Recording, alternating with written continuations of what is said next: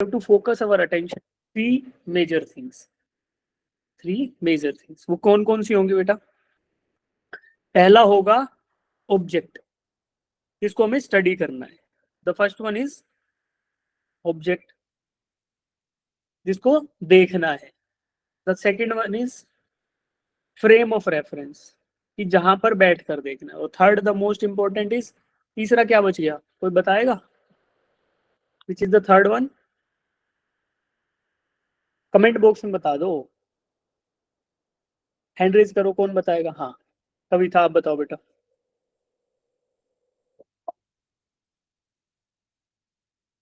The third one is,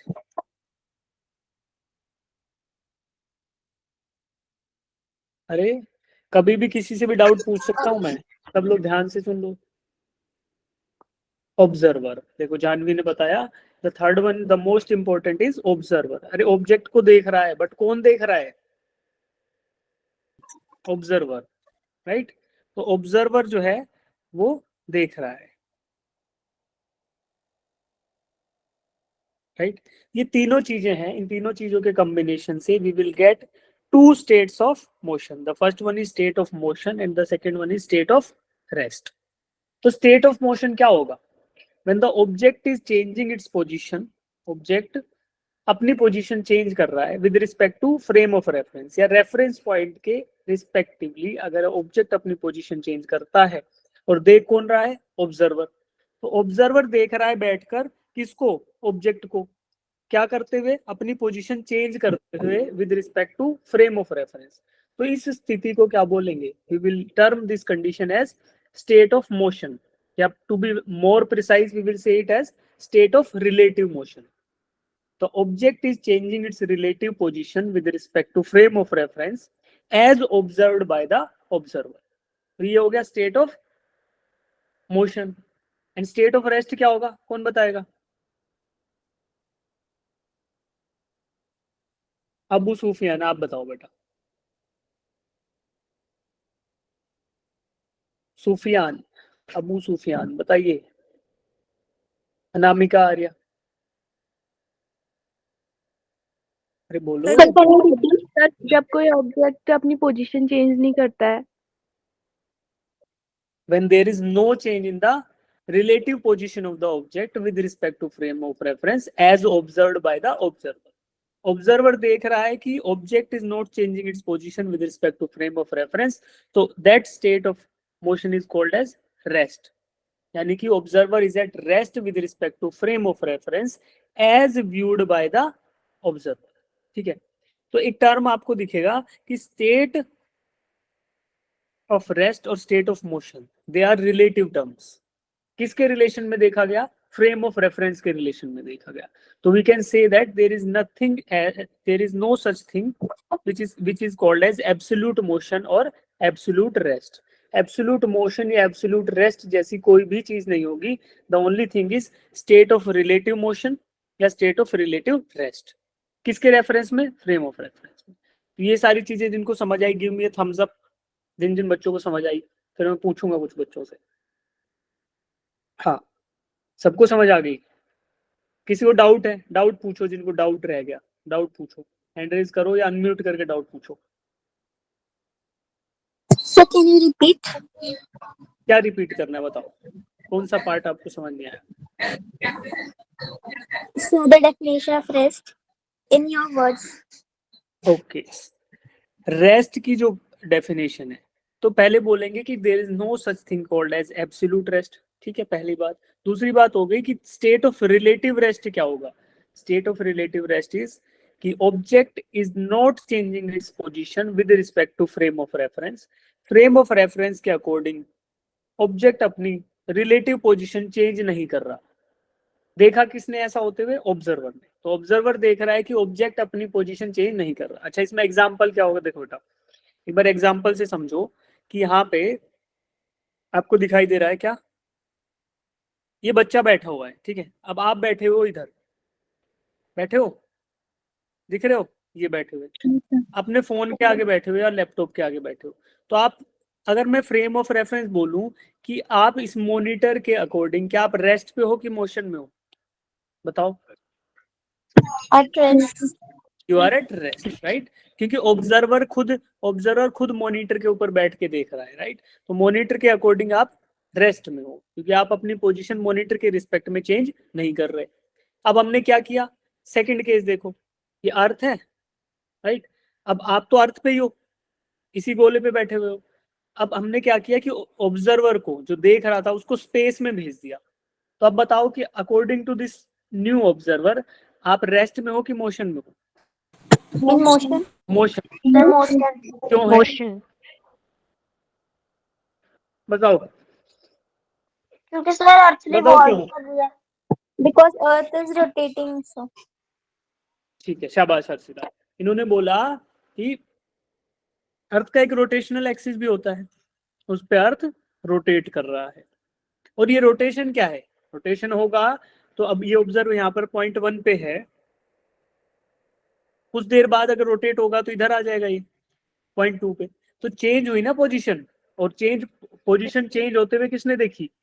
observer ने। तो इसका मतलब क्या हुआ? State of motion. अब समझ आया? Yes, yes, sir. ठीक है, तो बहुत बेसिक बात थी, बहुत बेसिक बात है। ठीक है, अब अगर मैं पूछूं ये बात, ठीक है, नम्रता आप बताओ बेटा कि एब्सोल्यूट रेस्ट या एब्सोल्यूट मोशन क्यों नहीं हो सकता? व्हाई वी कांट से कि absolute motion is not a thing, absolute motion नाम की कोई चीज नहीं होती? बताओ नम्रता।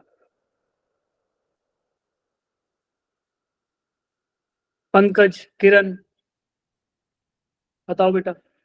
काजल, देखो, अरे बताओ, सुना है ना क्लास में? हाँ, बिकॉज ओम ने बोला because it depends on the frame of reference, right? ठीक है, श्रुति, श्रुति आप बताओ।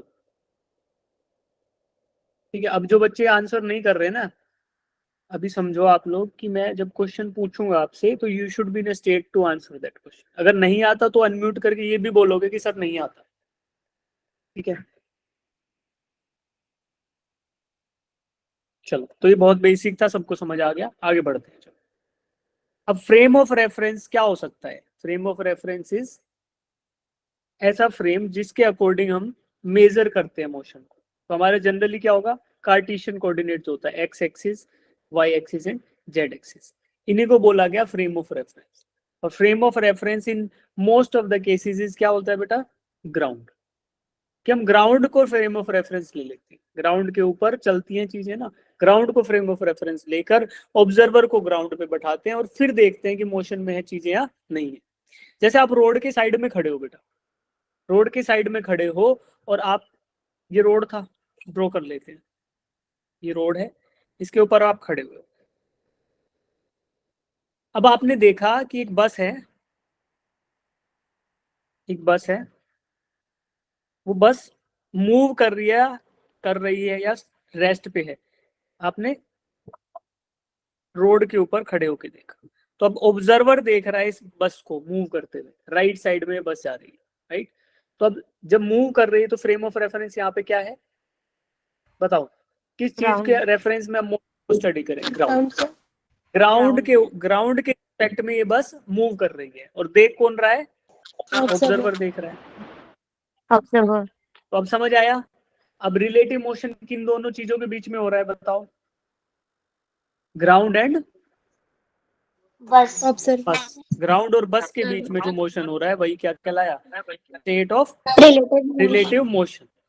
और यही बस अगर इसकी वेलोसिटी में बोल दूं, वेलोसिटी बेटा 0 है, तो वेलोसिटी 0 हो गई तो क्या हो गया? स्टेट ऑफ मोशन की रेस्ट।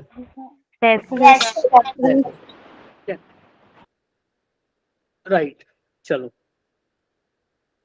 अब फ्रेम ऑफ रेफरेंस समझ आया, मोशन समझ आया, रेस्ट समझ आया। अब ये मोशन जो है ये कई प्रकार का हो सकता है, that can be 1 dimensional motion, 2D motion और 3D मोशन। ठीक है, तो जितने एक्सिस यूज होंगे to describe the state of motion, उसी टाइप का मोशन हो जाएगा। अगर एक एक्सिस रिक्वायर्ड है, if the object is moving only along x axis, तो बोलेंगे it is called as 1D motion. और एक्स और वाई को यूज कर लिया जाए, x axis and y axis अगर यूज कर लिए जाए तो उसको बोलेंगे 2 डायमेंशनल। और अगर तीनों एक्सिस यूज हो जाए तो थ्री डायमेंशनल मोशन। ठीक है, तो अगर इन सब चीजों को हम देखें तो 1D motion is along a straight line, 2D motion is along a plane and 3D motion is along a space. तो 3D क्या होता है? Volumetric space. ठीक है, अब हमें समझ आता है मोशन क्या है। मोशन में तीनों चीजें, observer, object and frame of reference क्या है। अब आगे पढ़ते हैं मोशन पैरामीटर्स को। हमें मोशन समझ आए। मोशन पैरामीटर में दो चीजें होती है, डिस्टेंस एंड डिस्प्लेसमेंट। अब हैंड रेज करो जिन बच्चों को डिस्टेंस एंड डिस्प्लेसमेंट का कंसेप्ट पता है। ठीक है, अब जिनको पता है इनसे नहीं पूछेंगे, जिनको नहीं पता उनसे पूछते हैं। हाथ नीचे मत करो, जिनको पता है वो हैंड रेज रखो। हाँ, हैंड रेज रखो जिनको पता है कि मोशन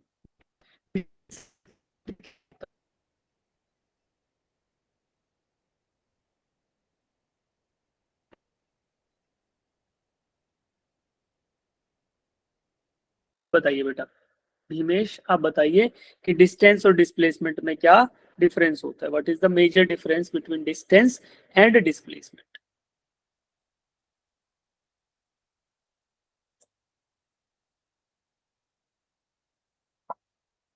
वॉइस क्लियर नहीं है मेरी?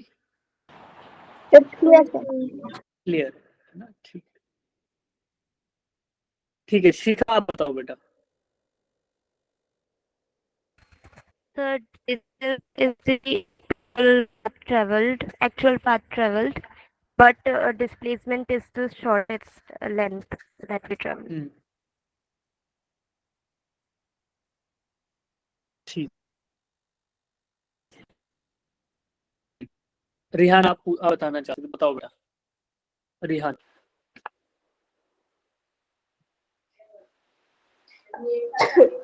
Sir, distance is the path traveled or displacement shortest distance. Okay, चलो मैं बताऊं। Yes sir. Yes sir. देखो, distance is the length of actual path travelled और डिस्प्लेसमेंट क्या है? It is the shortest distance between point A and point B. अगर दो point दे दिए जाए, उनके बीच का शॉर्टेस्ट डिस्टेंस क्या होगा? उसको बोलेंगे डिस्प्लेसमेंट। और डिस्टेंस क्या है? It is the length of actual path travelled. ठीक है, अब एक खास बात देखो, डिस्टेंस जो है, डिस्टेंस आपका क्या होता है? स्केलर होता है, स्केलर क्वांटिटी। और डिस्प्लेसमेंट क्या होती है? कौन सा अल्फाबेट यूज होता है टू डिनोट डिस्प्लेसमेंट? डिस्प्लेसमेंट को हम जनरली कौन से अल्फाबेट से डिनोट करते हैं बेटा? एस। एस से, और उसके ऊपर तीर का निशान लगाते हैं, arrow head over the S. तो उसको क्या बोलेंगे? It is called as displacement. और डिस्टेंस क्या होता है? डिस्टेंस बोल दो, कुछ भी बोल दो, डी बोल दो, एस बोल दो, तो डिस्टेंस को हम कैसे भी यूज कर सकते हैं, राइट? ओके, क्या मेरी वॉइस स्लो आ रही है? No sir. Yes sir. Yes sir. Yes sir. कितने बच्चों को वॉइस में इशू है? एक बार हैंड रेज करो, बाकी सब लोग हाथ नीचे कर लो। ओके, तो वॉइस में इशू आ रहा है, राइट? सर बीच में से नहीं होती क्लियर। बीच में दिक्कत आ रही है। ओके,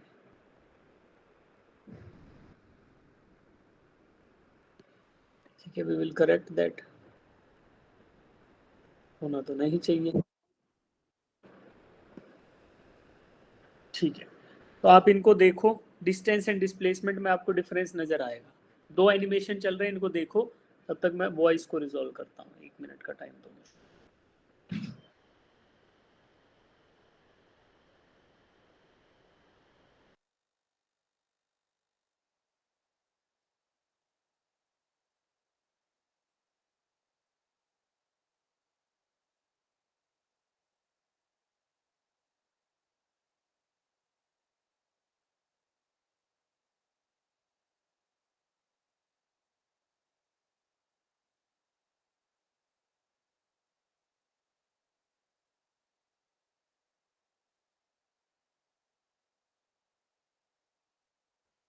बेटा अब सही से आ रही है आवाज?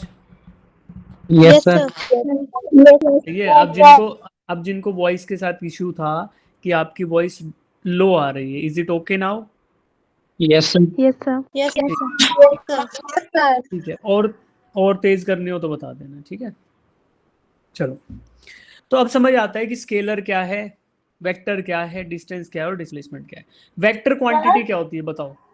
हाँ जी, कौन सर बोला था? स्क्रीन शो तमनप्रीत नहीं को। हो रही। स्क्रीन शो हो रही है बेटा, स्क्रीन तो शो हो रही सर है। फिर screen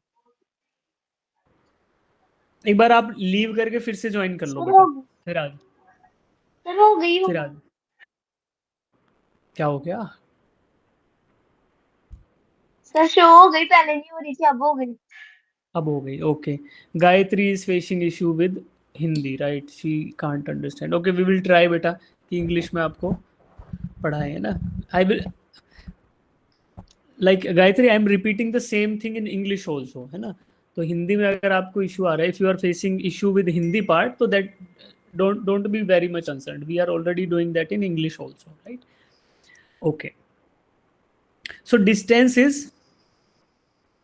length of actual path. So first one is, देखो, in the case this boy starts from position A, goes to some point which is at 6 meters, point B, and then returns to some point C which is at mark of 2 meter.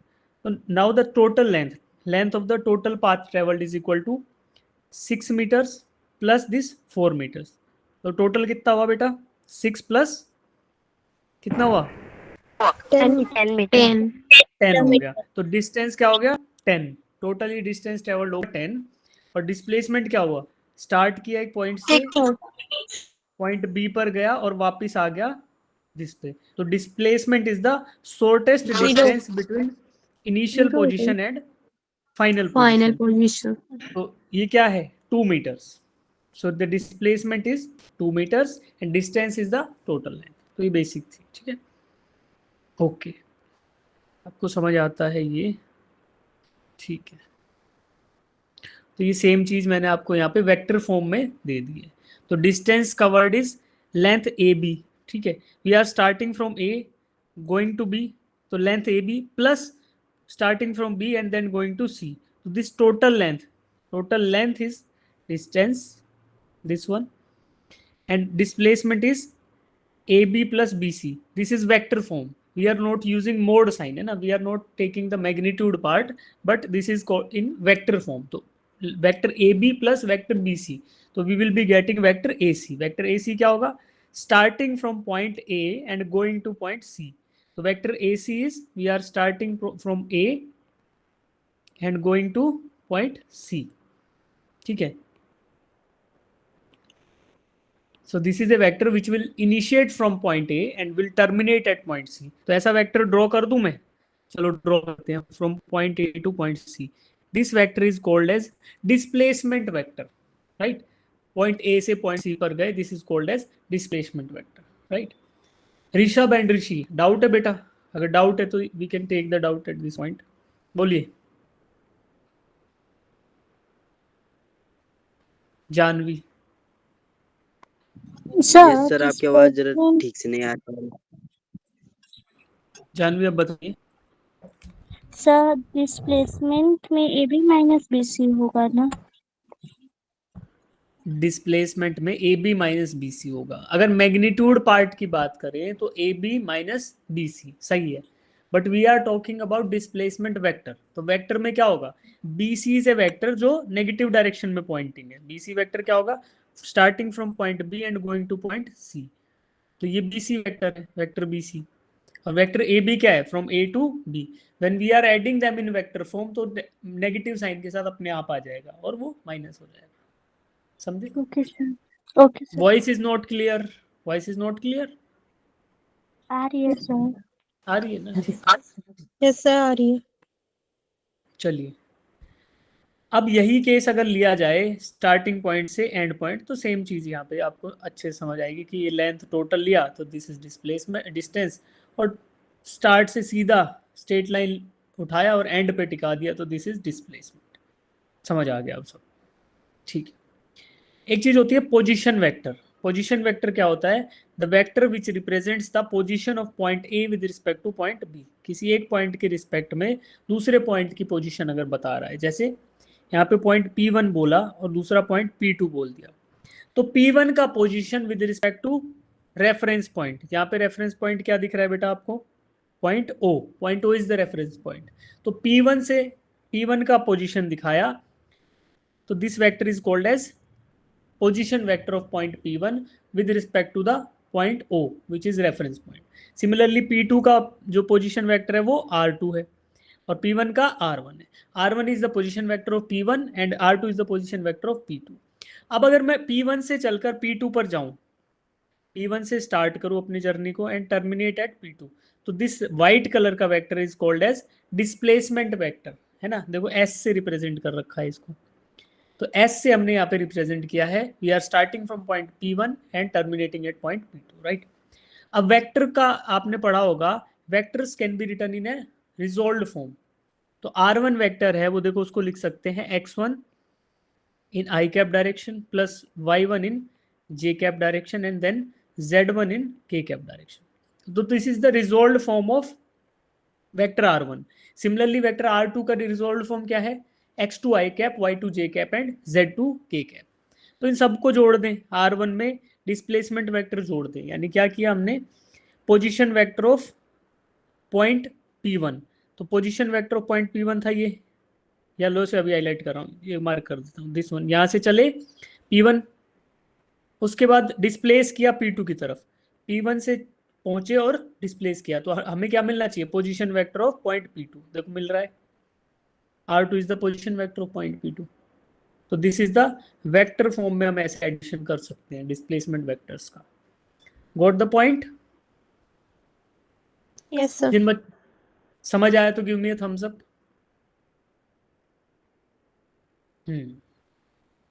ठीक है, अभी questions पूछेंगे आपसे, ध्यान से सुनते रहो। अच्छा, अब ये क्वेश्चन आपकी स्क्रीन पे आया है, देखते हैं कौन बच्चा सबसे पहले इसका आंसर करेगा। जिनका आंसर आ जाए हैंड रेज करना बेटा, ठीक है। जिनका आंसर आएगा वो हैंड रेज कर लेना और देन फिर आपको मौका दिया जाएगा आंसर करने का। हैंड रेज कर लेना।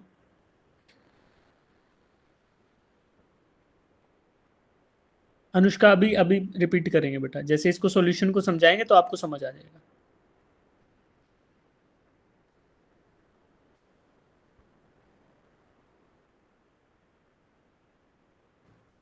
देखो 2 बच्चों का आंसर आ गया, शाबाश, करो सब फटाफट।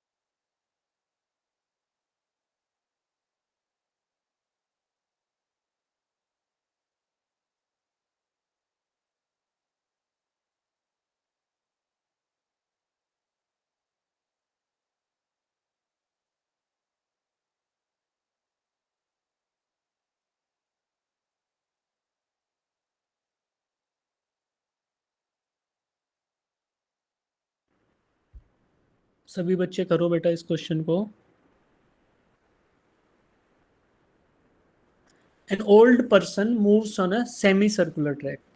देखो बेटा, फिजिक्स का कोई भी क्वेश्चन करना है तो सबसे पहले डायरेक्ट करने की कोशिश करो अगर क्वेश्चन समझ नहीं आ रहा। Semi circular track, semi circle क्या होता है, सर्कल का आधा टुकड़ा, ट्रैक बना दिया, ठीक है, राइट, ट्रैक बना दिया। अब पॉइंट, एक पॉइंट से स्टार्ट किया और दूसरे पॉइंट पर पहुंच गया along the semi-circular track, right? Moves on a semi-circular track. अभी ट्रैक होगा ना, ट्रैक को ऐसा बना लेते हैं भाई, इस ट्रैक के ऊपर चलता हुआ आदमी जा रहा है। अब चलेगा कहाँ पे, इस ट्रैक के ऊपर, ऐसे सेमी सर्कुलर ट्रैक पर मूव कर रहा है। Radius of the track is, radius क्या होगा, radius of the track is given 40 metres. तो लेंथ ऑफ द ट्रैक क्या होगी, कौन कौन बच्चा बताएगा, but will be the length, unmute करके बताओ। 80 metre sir. 80 metre. 80 metre. 80 metre. चलो देखते हैं 80 मीटर होगी क्या। सर्कल का सरकमफ्रेंस कितना होता है बेटा? 2 pi r. 2 pi are. तो अगर ये पूरा सर्कल होता तो लेंथ ऑफ द ट्रैक कितनी होती? 2 pi r. 80 पाई। 2 pi r. 80 पाई 80 इंटू पाई। रेडियस आपका 40 मीटर दे रखा है, लेकिन अब आधा है, आधा होगा तो कितना होगा? Length of the track is 40 pi.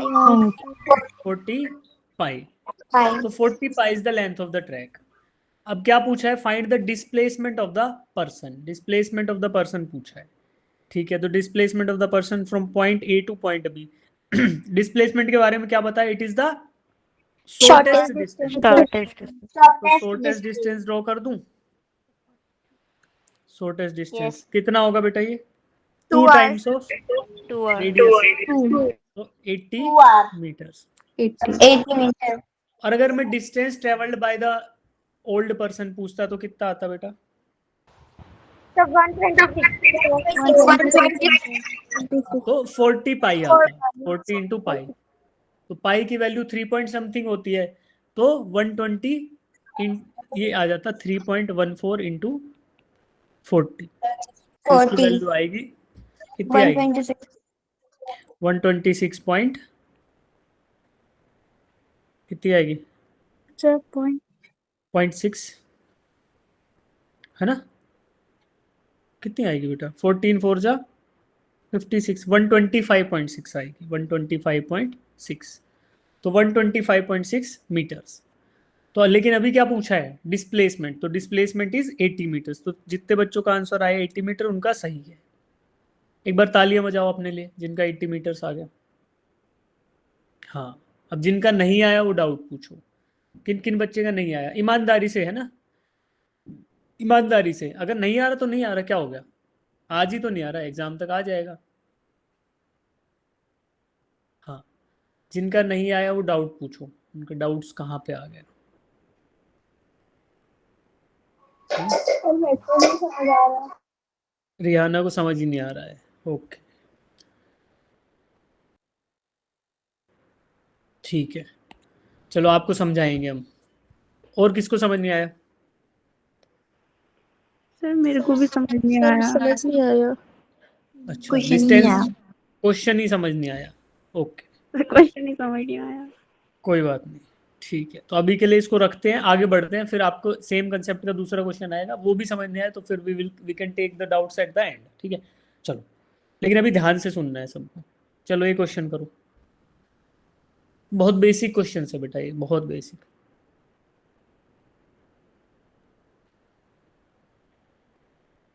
अभी ये सेम टाइप का क्वेश्चन है, बस वैल्यूज बदली हुई हैं। जिनका आंसर आ जाए वो अनम्यूट करना, नहीं सॉरी, हैंड रेज कर लेना। Monkey is moving in a circular path of radius 80 meter. Calculate the distance covered by the monkey in a complete cycle. एक कंप्लीट साइकिल करने में कितना डिस्टेंस ट्रेवल करेगा मंकी? ठीक है, तो ये पॉइंट ए था, पॉइंट ए से चला, पूरे सर्कुलर ट्रैक पे मूव किया, और मूव करने के बाद पहुंच गया वहीं पे। यहां से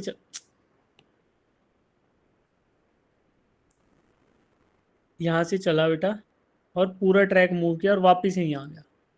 स्टार्टिंग पॉइंट, पूरे ट्रैक में मूव किया और वापस इनिशियल पॉइंट पे आ गया। तो कितना डिस्टेंस कवर करेगा बेटा ये? 2 pi r. तो 2 पाई इंटू, 160 pi. तो कितना होगा? 160 इंटू पाई। 2 पाई आर में अगर वैल्यूज रखें तो कितनी आ रही बेटा? 2 पाई इंटू 80, तो 120, 160 पाई। आ गया समझ? हाँ, Yes sir. Yes sir. Yes, sir. बहुत बेसिक क्वेश्चन है। अगला करो। अब ये थोड़ा अच्छा क्वेश्चन है, इसको सब बच्चे करना। आपको मैं 2 मिनट का टाइम दे रहा हूँ, है ना? टाइम देखो और 2 मिनट में आंसर निकालो और हैंड रेज करो। बाकी अभी के लिए सब बच्चे हाथ नीचे कर लो। वही कंसेप्ट यूज हो रहा है, डिस्टेंस एंड डिस्प्लेसमेंट। इसमें 2 पार्ट हैं, एक में डिस्टेंस कैलकुलेट करना है, दूसरे में डिस्प्लेसमेंट। और अभी आपको एक हिंट दिया था, अगर क्वेश्चन समझ ना आ रहा हो तो स्टेप्स में ब्रेक करो और उसका चित्र बना लो, उसका डायग्राम ड्रॉ कर लो। ठीक है बेटा, करो फिर इसको।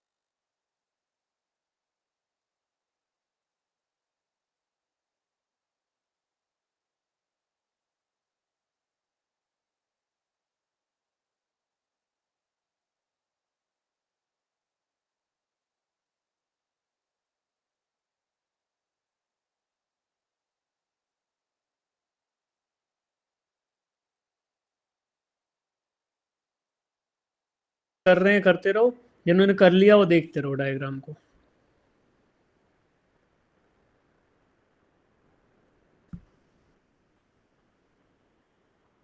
देखो ऐसा कुछ डायग्राम बना होगा।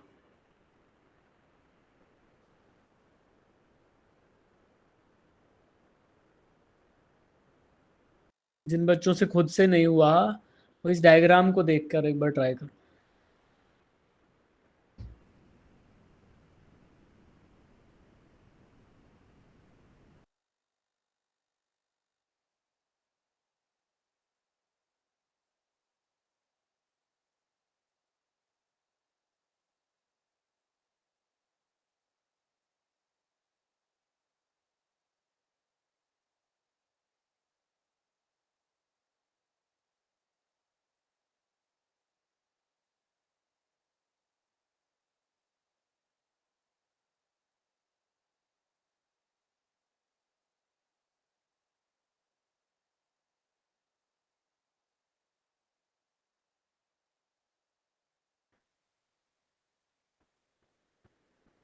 विजय वीर आप बताओ बेटा, आप मुझे डिस्टेंस वाला पार्ट समझाओ। डिस्टेंस का पहले आंसर बताओ, डिस्टेंस ट्रेवल्ड, और देन एक्सप्लेन कि आपने कैसे किया। सर अंशिका है नाम। हाँ बताइए। सर हमारा जो डिस्टेंस है वो 1100 मीटर है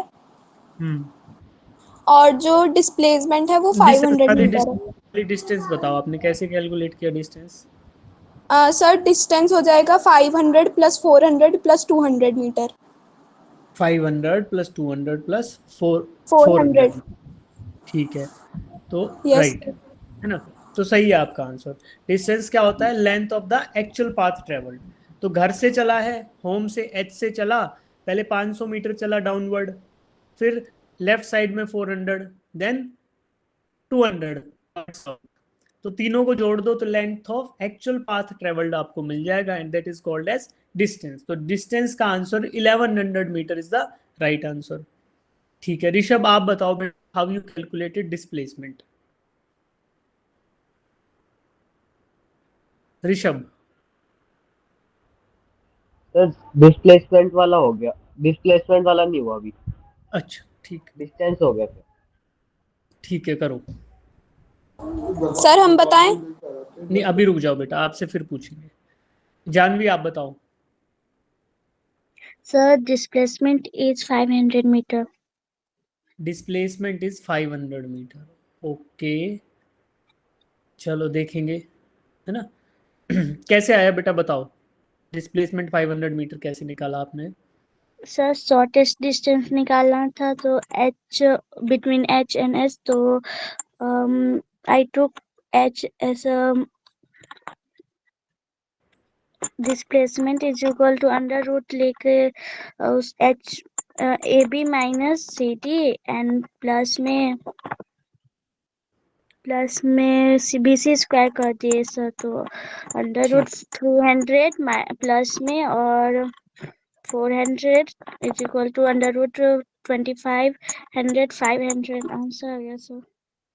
अंडर रूट 400 स्क्वायर प्लस 300 का स्क्वायर अगर आप करोगे तो इसी का आंसर क्या आएगा 500 मीटर। ठीक है, तो इस तरीके से 500 मीटर आपका आंसर आ गया। ठीक है चलो, अब जिन बच्चों को समझ नहीं आया ध्यान से सुनो बेटा। ये देखो क्या दिया है क्वेश्चन में, a boy starts from his home and walks for 500 metre due south. तो अब अगर ऐसा क्वेश्चन आ जाए तो क्या करना है हमें, पहले डायरेक्शन ड्रॉ कर देने हैं, है ना, कि नॉर्थ साउथ और ईस्ट वेस्ट मेरा किस तरफ है।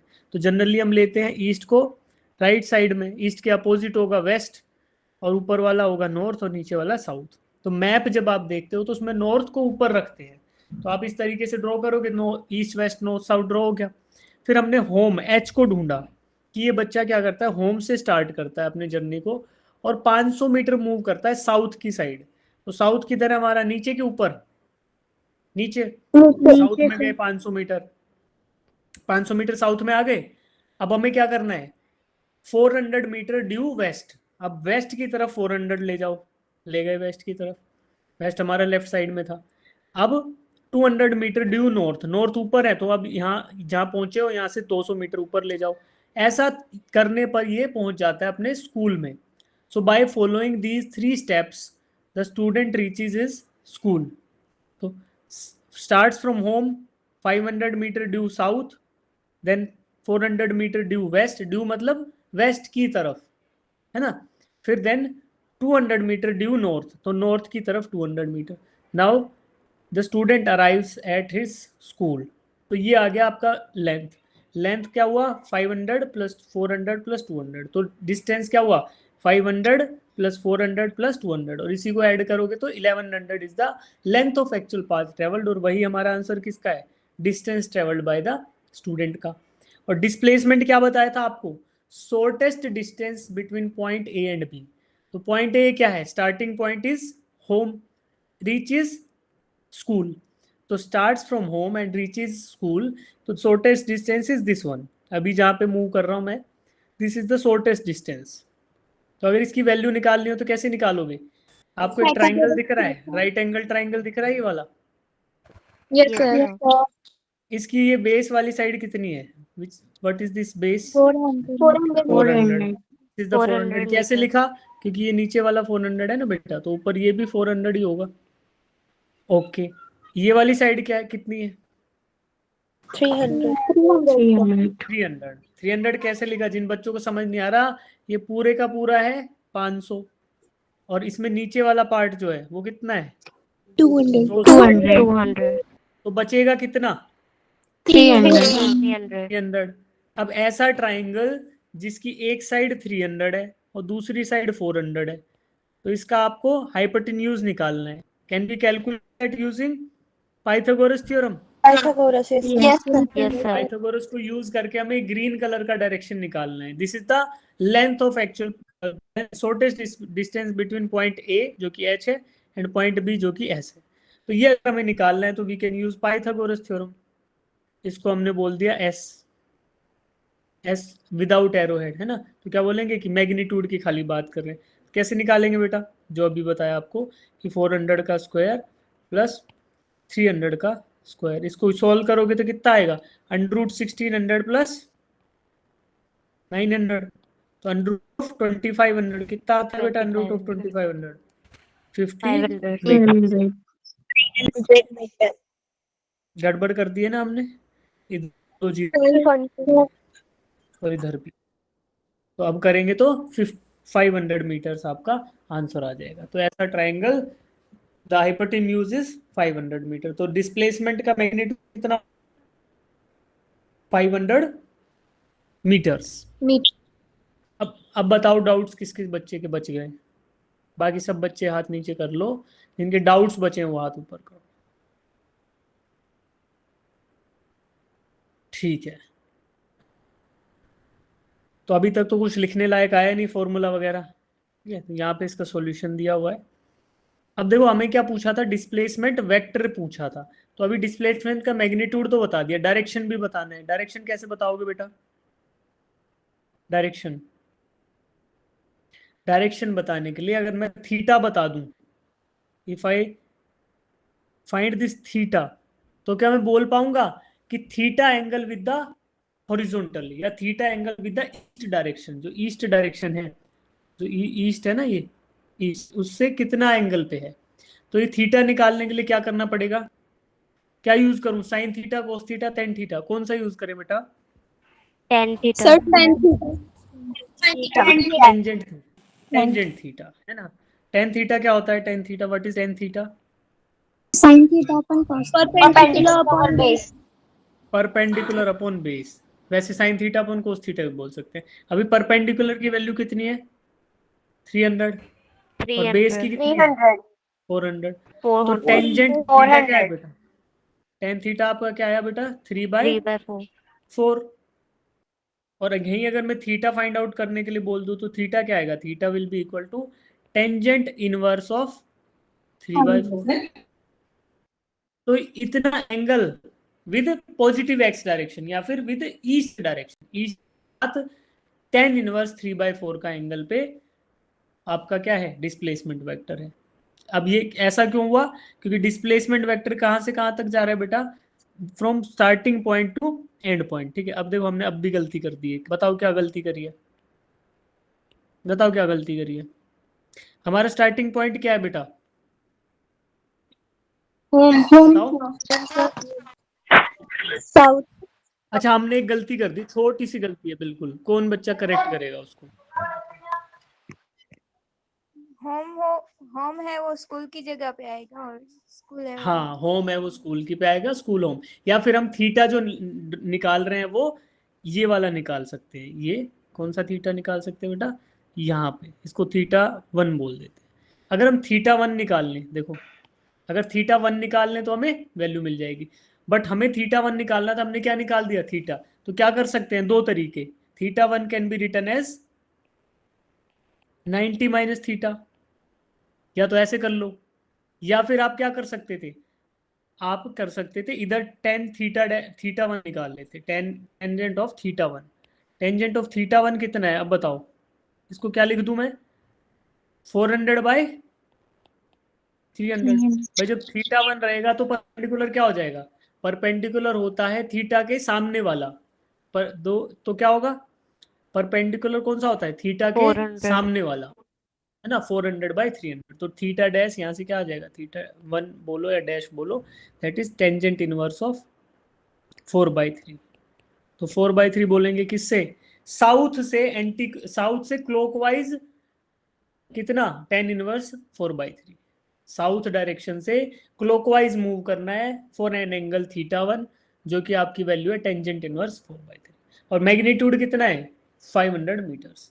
तो आपने डायरेक्शन भी बता दिया और मैग्नीट्यूड भी बता दिया, तो क्या आपने पूरा वेक्टर क्वांटिटी को स्पेसिफाई कर दिया, कंप्लीटली डिफाइन कर दिया वेक्टर क्वांटिटी को। Yes, sir. Yes sir. ठीक है, जितने बच्चों को अब तक समझ आया भेजो, दिल भेजो, दिल भी होता है, दिल भी होता है बेटा।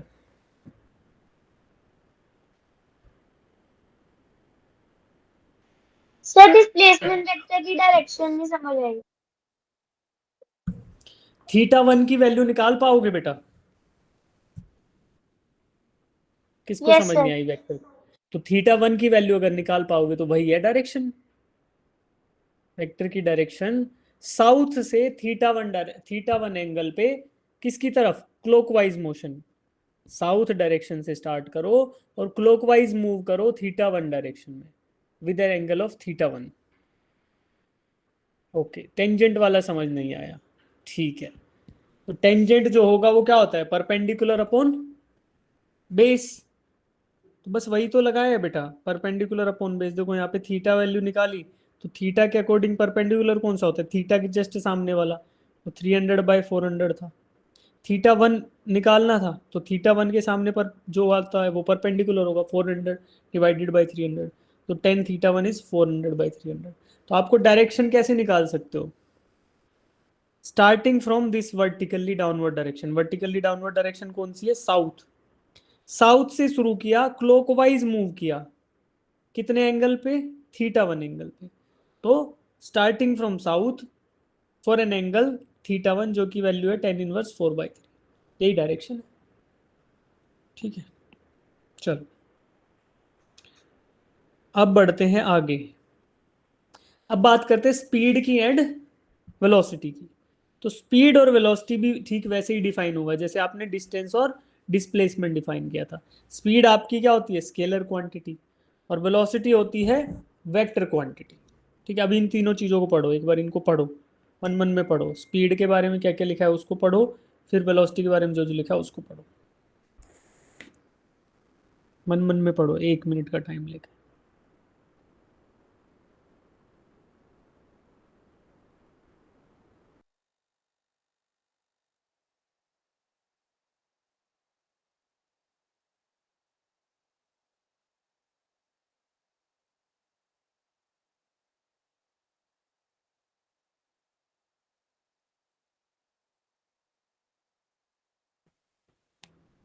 अगर थक जाओ तो बता देना बीच में, है ना, सर अभी रुक जाओ 2 मिनट, टाइम दे दो, कमेंट बॉक्स में डाल दोगे थक गया सर मैं, एक्सरसाइज कराएंगे फिर आपकी, ऐसे ऐसे करो। गर्दन हिला लो, आंखें हिला लो, हाथ को ऐसे कर लो, स्ट्रेचिंग कर सकते हो बैठ के, है ना, थोड़ी देर स्क्रीन से नजरें हटा के इधर उधर देख लो, तो फिर से हमारे पास उतनी एनर्जी आ जाएगी जिससे हमने स्टार्ट किया था, है ना। कुछ बच्चे हंस रहे हैं, हंसो मत, बहुत हंसाएंगे आपको, टेंशन मत लो। तो आज पहली क्लास है, बहुत पहली क्लास में, अभी ऐसा ना हो जाए कि अरे सर क्या कर रहे हो। कुछ बच्चों को लगेगा बहुत बेसिक चल रहा है, कुछ को लगेगा बहुत फास्ट चल रहा है, somebody will feel कि हिंदी में चल रहा है, somebody will feel कि इंग्लिश में चल रहा है, सम स्टूडेंट में फील कि सब समझ आ रहा है, सब में फील कि कुछ भी समझ नहीं आ रहा है, बट कोई बात नहीं।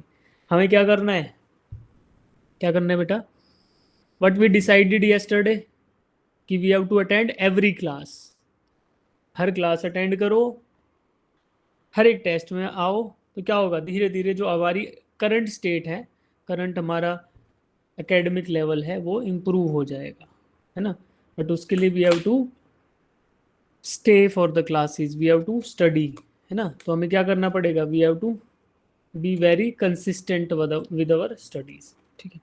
चलो अब बात करते हैं स्पीड एंड वेलोसिटी। स्पीड क्या बोलता है, speed is defined as the distance travelled per unit time, distance divided by time is called as speed, because distance and time both are scalar quantities, तो hence speed is also a scalar quantity। अब जाते हैं vector की तरफ। velocity is defined as displacement per unit time, तो displacement per unit time is velocity। since displacement is a vector quantity, तो फिर velocity हमारी क्या होगी, vector quantity। तो velocity is a vector quantity, that means it should have a magnitude and it should also have a direction, ठीक है। अब देखो स्पीड के बारे में क्या, speed of the body can be positive और zero, but it not be negative. क्या डिस्टेंस ट्रेवल्ड नेगेटिव हो सकता है, can the distance travelled be a negative value, in the most special scenario it can be zero, कि हम चले ही नहीं, हमने मोशन स्टार्ट ही नहीं किया, तो the distance traveled can be at max it can be zero, but it can never be a negative quantity। और velocity के बारे में बात करें तो velocity क्या होता है, displacement by time। तो क्या can displacement be a negative value, क्या displacement कभी नेगेटिव हो सकता है, कब होगा, Yes sir। जब मेरा पॉइंट A से चलकर ऑब्जेक्ट नेगेटिव डायरेक्शन में मूव करे, नेगेटिव एक्स में मूव किया and arrives at point B, तो that means this displacement is in negative direction, तो hence it can be written as negative vector. तो displacement can be a negative quantity, that's why velocity can also be a negative value, ठीक है। तो यहाँ से आपको basic value समझ आई। अब डिफाइन करते हैं वेलोसिटी होती क्या है। पहले वेलोसिटी को देखो, average velocity, what is average velocity, it is total displacement upon total time.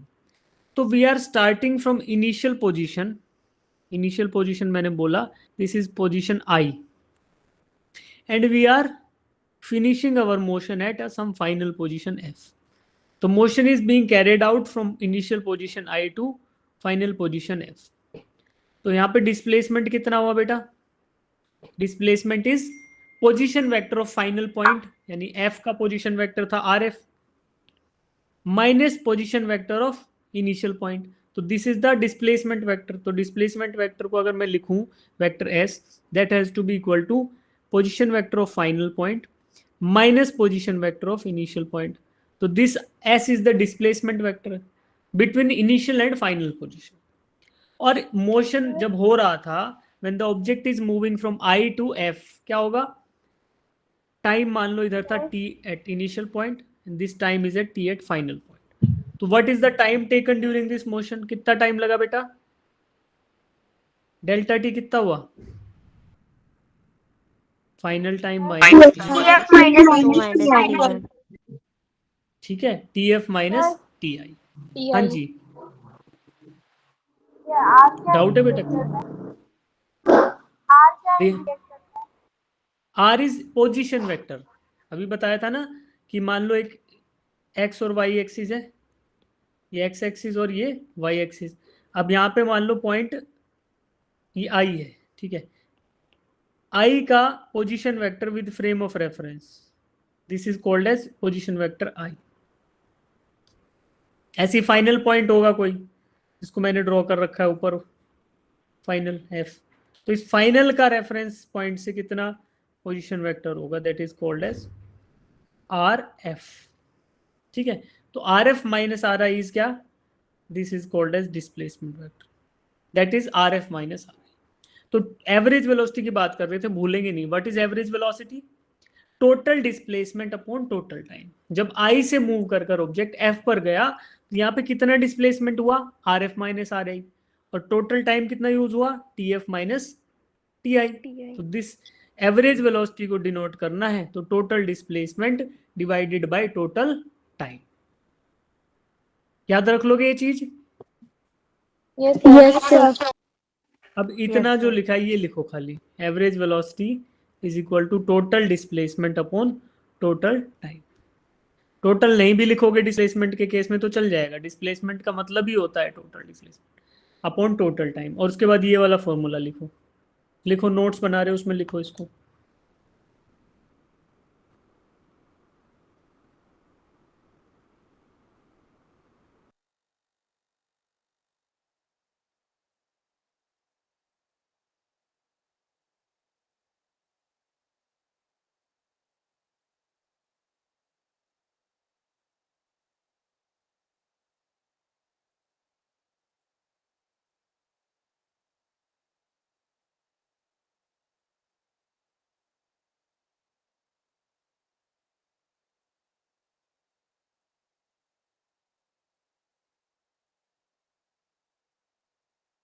लिख लिया, चलो ठीक है। अब हमें दूसरा क्या पढ़ना है, इंस्टेंटेनियस वेलोसिटी, कि इंस्टेंटेनियस वेलोसिटी क्या होती है। अभी देखते हैं इंस्टेंटेनियस वेलोसिटी क्या होती है। ठीक है, instantaneous velocity is the rate of change of position, rate of change of position with respect to time. ठीक है, बट ये टाइम क्या होगा, it is called as instantaneous time, कि एक पर्टिकुलर गिवन टाइम पे कितनी वेलोसिटी होगी तो उसको बोलेंगे इंस्टेंटेनियस वेलोसिटी। अब इंस्टेंटेनियस वेलोसिटी लिख रहे हैं तो वहां पे क्या लिखा देखो, displacement upon time, but this time is approximately zero, यानी कि बहुत कम टाइम इंटरवल की बात करें तो that is called as instantaneous. Instant का मतलब क्या होता है, at very small interval of time, यानी a particular instant of time. तो इंस्टेंटेनियस वेलोसिटी क्या बोला बेटा, limit of delta T is equal delta T tends to zero upon displacement upon time. तो यहाँ पे delta S is displacement, change in displacement बोल लो या टोटल डिस्प्लेसमेंट बोल लो, divided by delta T. Delta T क्या है, टाइम। यहाँ पे हमारा डेल्टा टी कितना था, T F minus T I, but T F minus T I का गैप इतना कम होगा कि हम बोलेंगे at a particular point of time, और उसी को बोलते हैं इंस्टेंट। तो at a particular instant of time को बताना है तो क्या बोलेंगे कि डेल्टा टी लगभग जीरो के बराबर होगा, तो बोलेंगे eight this very particular time, या फिर इस इंस्टेंट ऑफ टाइम के ऊपर। तो इसको बोला delta S upon delta T, and this is called as instantaneous velocity. तो इंस्टेंटेनियस वेलोसिटी का फॉर्मूला लिखो एक बार, दिख रहा है आपको स्क्रीन पे ये, यस सर। हाँ तो इसको लिख लो, इंस्टेंटेनियस वेलोसिटी v, यहाँ पे वेक्टर है, देखो इधर ध्यान देना, इधर वेक्टर यूज किया है और इधर इसके आगे मोड लगा दिया है ना, ये ऐसा किया, ये वैल्यू, तो दिस ऐसे लगा के बोला तो एवरेज वेलोसिटी, अगर ये नहीं लगाया तो this is called as instantaneous velocity. तो लिखो v is equal to D S by D T, तो D S by T T लिखा होगा तो क्या बोलेंगे, इंस्टेंटेनियस वेलोसिटी, यानी this at this very particular instant of time, कि बिल्कुल इसी क्षण बता दो, अब की बताओ, है ना। तो जब टाइम इंटरवल छोटा रहे तो उसको बोलते हैं एट अ पर्टिकुलर इंस्टेंट। ठीक है, अब ये क्वेश्चन करो, ये एवरेज वेलोसिटी का क्वेश्चन पढ़ो, इसको 4 ऑप्शन है इसके, करेंगे बेटा। पोल में आंसर करेंगे, मैं पोल लॉन्च कर रहा हूँ, पोल में आंसर करना आता है। Yes sir. तो इसका तो polls are luckily not available today, polls ही नहीं अवेलेबल। हम क्या करेंगे, हम लोग कमेंट बॉक्स में, जब मैं कहूंगा तब आपको कमेंट बॉक्स में आंसर करना है। अपना आंसर निकाल लो, निकाल के रखो ए बी सी या डी में से, देन टाइप करके रखो, जब बोलो तो एंटर कर देना।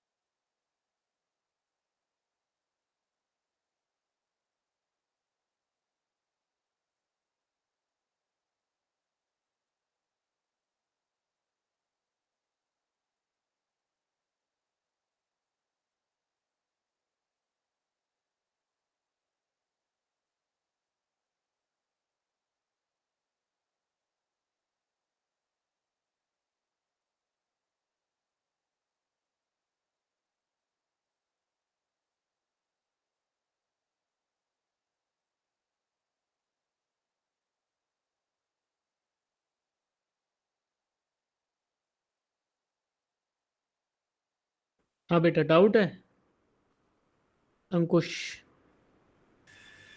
Yes, sir. पूछो बेटा। So can you explain the question? हाँ बताएंगे जी। नहीं आ रहा है सर। सिमरनप्रीत, आपका आपका डाउट है? सर एक्चुअली तमनप्रीत हूँ, ये ना मैंने अपनी सिस्टर की ईमेल से लॉगिन किया, वो वहां पे चल नहीं रहा था। कोई बात नहीं, बताओ डाउट बताओ। सर ये समझ नहीं आया क्वेश्चन, क्योंकि वो पहले भी ना चल नहीं रही थी वीडियो, तो पहले वाले कंसेप्ट भी नहीं अच्छे से समझ आए ना, तो वो बाद में रिकॉर्डिंग से हो जाएंगे। ये वाला न्यूमेरिकल समझा दो। ठीक है बेटा। चलो क्वेश्चन को देखते हैं, पढ़ो। A body moves in a straight line with velocity v1 for 1/3 of the time and for remaining time with v2 find the average velocity of body. अब देखो इसने क्वेश्चन में क्या दिया, क्या इसने टोटल टाइम दिया? नहीं दिया, बट ये बोल दिया कि 1/3, जितना भी टोटल टाइम होगा उसके 1/3 टाइम ये चला v1 वेलोसिटी से, और बच गया जो टाइम उससे चला v2 वेलोसिटी से। ठीक है, तो मैं टाइम को एज्यूम कर लूं, मैं बोल देता हूं let total time is equal to T. तो 1/3 टाइम कितना होगा बेटा? t/3।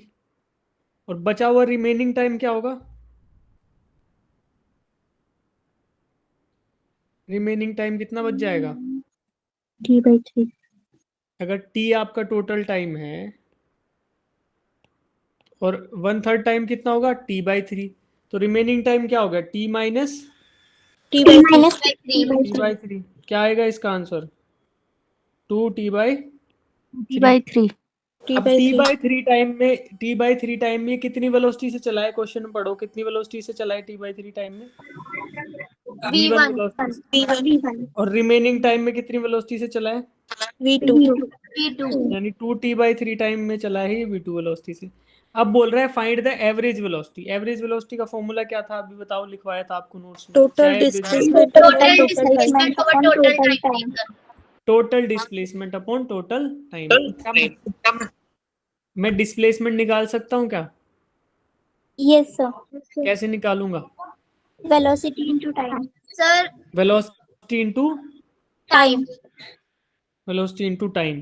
तो टोटल डिस्प्लेसमेंट अगर निकालना है तो पहले t/3 टाइम में कितना डिस्प्लेसमेंट हुआ है? t/3 into v1 plus 2t/3 में कितना डिस्प्लेसमेंट हुआ है? 2t/3 into v2। तो ये आपका टोटल डिस्प्लेसमेंट आ गया। अब टोटल टाइम कितना आएगा? Divided by total time. Total time कितना है बेटा? t। तो क्या मैं ऊपर से एवरेज वेलोसिटी ऐसे लिखते थे ना, ये क्या ऊपर से t कॉमन लेके डिवाइड कर दूं? Yes, sir. ऊपर से t कॉमन लेंगे तो क्या बचेगा बेटा? v1/3 plus 2v2/3। और नीचे टाइम तो था ही, उसको ऐसे लिख दें। तो t से t कट जाएगा, तो आंसर क्या आएगा फिर? v1/3 Plus 2v2/3. 2v2/3। ठीक है, तो ये आंसर आ जाएगा, right? Yes sir. Yes, sir. तो इसका मतलब क्या है आपका option number A A is the correct answer. कितने बच्चों का ए आया है एक बार सेलिब्रेट करते हैं, सेलिब्रेशन वाले साइन को दबाओ जितने बच्चों का ए आया है। ठीक है सिमरनप्रीत आपको आ गया बेटा समझिए क्वेश्चन। Yes sir. ठीक है अब बताओ किन किन को अभी समझ नहीं आया। आ गया? एक क्वेश्चन और करा लूं, अर्चना को नहीं आया समझ, पूछो बेटा डाउट। सर जो टाइम के बाद वेलोसिटी वाला है वो वाला समझा दीजिए। वेलोसिटी का फॉर्मूला क्या होता है? Velocity sir total distance displacement by total time. ठीक है तो क्या मैं यहाँ से अगर मुझे डिस्प्लेसमेंट निकालना हो तो डिस्प्लेसमेंट कैसे निकालूंगा? टाइम को वेलोसिटी से मल्टीप्लाई कर दूं। वेलोसिटी इनटू टाइम बोले तो डिस्प्लेसमेंट। तो यहाँ पे मैंने डिस्प्लेसमेंट निकालना था, इस ये क्वेश्चन है इसमें न्यूमरेटर में डिस्प्लेसमेंट निकालना था। तो पहले क्या किया, 1/3 टाइम में कितना डिस्प्लेसमेंट हुआ, 1/3 टाइम मतलब t/3 टाइम में कितना डिस्प्लेसमेंट हुआ, टाइम इंटू वेलोसिटी जो कि v1 थी। तो मैंने t/3 इंटू v1 किया, फिर सेकेंड 2t/3 इंटू v2 किया, तो टोटल डिस्प्लेसमेंट आ गया जो कि ग्रीन सर्कल में है, और डिवाइडेड बाय टाइम। तो आपने t कॉमन लेके काट दिया तो v1/3 plus 2/3 v2। Okay sir आ आगे गया बेटा सर। अर्चना। Yes sir.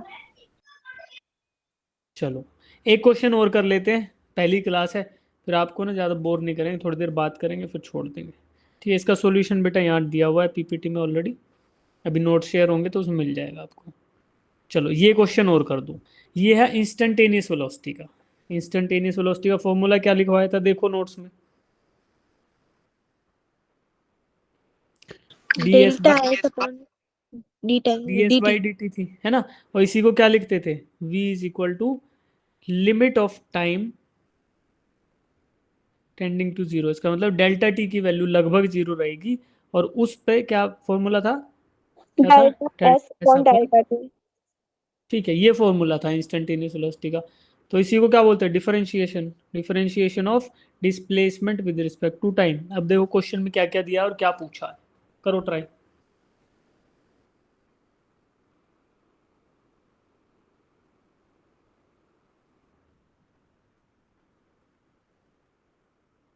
हर्षदा मौर्य और शिखा ने देखो कर भी लिया है ना, सब लोग ट्राई करते रहो, फिर पूछ लूंगा मैं किसी से भी, संचिता, सपना, सतेंद्र, शिखा, सुमनप्रीत, स्नेहा है ना, किसी से पूछ सकता हूँ बेटा, अनिरुद्ध।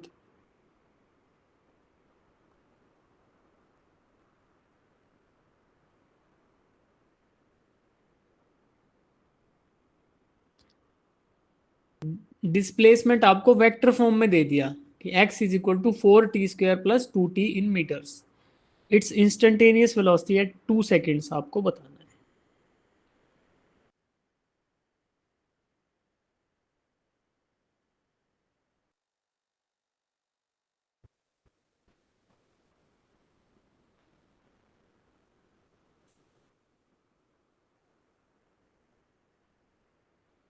डिस्प्लेसमेंट वेक्टर क्या दिया है बेटा क्वेश्चन में देखो, x इज इक्वल टू ना, तो x को लिख सकते हैं ना यहाँ पे, displacement is equal to 4t² plus 2t, ऐसे लिख लो। अगर ऐसे मन नहीं मान रहा तो क्या कर सकते हैं, हम इसको s को x भी लिख सकते हैं क्योंकि क्वेश्चन में x दे रखा है। तो x is displacement that is equal to 4t² plus 2t। अब मुझे वेलोसिटी अगर निकालनी है इंस्टेंटेनियस तो क्या करूंगा, ds/dt करते हैं ना, तो ds तो हमें दिया है x के फॉर्म में, तो x इज द डिस्प्लेसमेंट, यानी स्ट्रेट लाइन के अलोंग मूव कर रहा है x एक्सिस के अलोंग, कोई बात नहीं हम लिख देंगे dx/dt, 1D मोशन है इसलिए s को x लिख लिया, कोई नहीं। अब dx/dt करना है तो क्या करेंगे, dx/dt की वैल्यू क्या आएगी बेटा, d/dt of 4t² plus 2t। अब इसका डिफरेंशिएशन करो with respect to t, 4t² का क्या आएगा 80 प्लस 2 80 और 2t, ठीक है। तो ये क्या आ गया आपका वेलोसिटी वेक्टर, वेलोसिटी वेक्टर क्या हमें मिल चुका है 4t प्लस। अब लेकिन क्या पूछा है, Divide. इंस्टेंटेनियस तब velocity you at put the time given 2 seconds, तो t की वैल्यू क्या रख दूं? 2 2. अब लिखूं at t is equal to 2 seconds, velocity क्या आएगा बेटा? आएगा 8 इंटू 2 प्लस 2। 8 इंटू 2 प्लस 2 कितना होगा? 18 18 सर 18 यूनिट आएगा metre per metre per metre second. Per second तो मीटर पर सेकेंड क्यों आया? क्योंकि it is the unit of velocity. Velocity.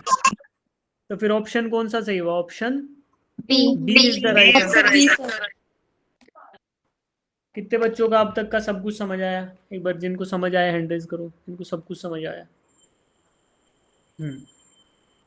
ठीक है, तो अब इसके बाद हम क्या करेंगे? एक्सेलरेशन पढ़ेंगे कल। वेलोसिटी तक आ गया हमें समझ, स्पीड भी आ गया, डिस्प्लेसमेंट भी आ गया, है ना, डिस्टेंस भी आ गया और समझ भी आ गया। ठीक है, अभी रुक जाओ। सर हाँ जी, वे डिफ वे जो D D D by D T लिखे हैं, फिर डिफरेंशिएशन जो आप किए हैं कैसे किए हैं वे बता दीजिए। डिफरेंशिएशन कैसे किया है? ओके ठीक है। डिफरेंशिएशन क्या होता है ये पता है आपको? नहीं पता? अच्छा ना, पता है नहीं सर। डिफरेंशिएशन क्या होता है? No sir. ठीक है, तो आप मेरे को ना एक सेकेंड। ठीक है, डिफरेंशिएशन फिर आपको पढ़ना पड़ेगा बेटा एक बार। डिफरेंशिएशन आपको खुद से पढ़ना पड़ेगा एक बार, उसके लिए मैं आपको रिसोर्स दे दूंगा, पीडीएफ शेयर कर दूंगा ग्रुप में, वहाँ से आप पढ़ना। वैसे ऐसे होता है कि डी बाई डी टी अगर डिफरेंशिएशन करना होता है एक्स की पावर एन का, तो हम फॉर्मूला यूज़ करते हैं। क्या आता है बेटा आंसर?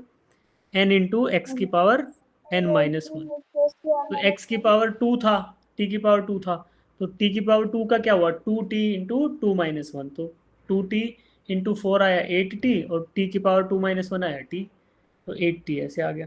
तो अभी आपको ये पढ़ना पड़ेगा, डिफरेंशिएशन अलग से पढ़ना पड़ेगा। इसके लिए मैं नोट्स आपको शेयर कर दूंगा। ठीक है बेटा।